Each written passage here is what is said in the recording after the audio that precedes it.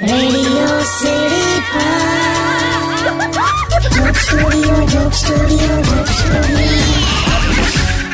નમસ્કાર, welcome back. Radio city joke સ્ટુડિયોમાં આપનું સ્વાગત છે.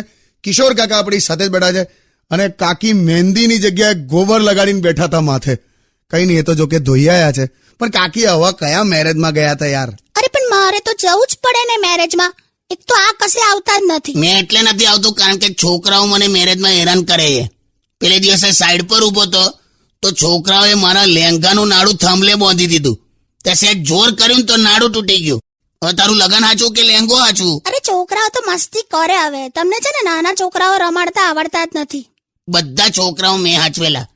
તું તો પેલા પુષ્કરના મેળામાં રિક્ષા શણગારી હોય એવી તૈયાર થઈને ફર્યા કરતી હતી. અને પેલા વલ્લભભાઈનું છોકરું એ હું રમાડતો હતો. મેં એને આમ કેડમાં ઉંચકેલો તો શેરવાણીના ખિસ્સામાં એકી કરી. ઓબ્બા!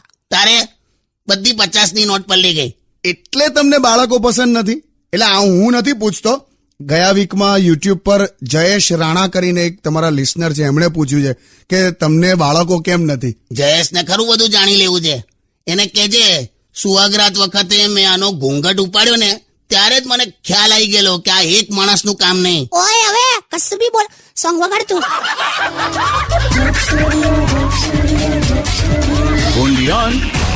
Radio City.